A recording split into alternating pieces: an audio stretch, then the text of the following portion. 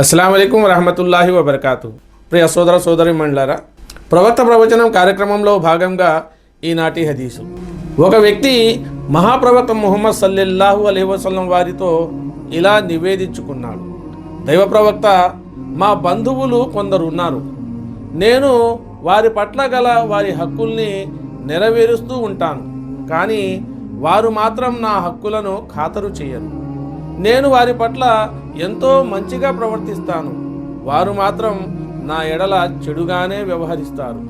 నేను వారితో సహనంగా ఓరిమితో మెలుగుతూ ఉంటాను, వారేమో నాతో మూర్ఖంగా ప్రవర్తిస్తారు అని సెలవిచ్చాడు.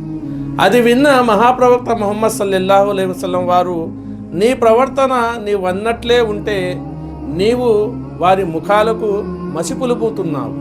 నీవు ఇలాగే స్థిరచిత్తంతో వ్యవహరించినంత వరకు వారికి వ్యతిరేకంగా అల్లాహ్ నీకు సహాయపడుతూ ఉంటాడు అని అభయమిచ్చాడు.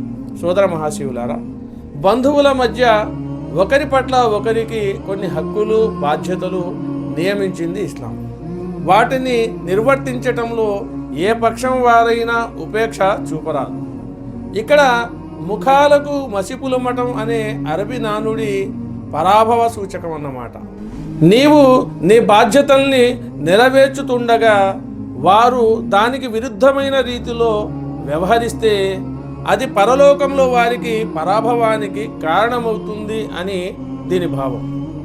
ఈ హదీసు ద్వారా తెలిసే మరో విషయం ఏమిటంటే, మంచిగా ప్రవర్తించే వ్యక్తికి దైవ సహాయం నిత్యం తోడుగా ఉంటుంది అన్న యథార్థం స్పష్టమవుతుంది.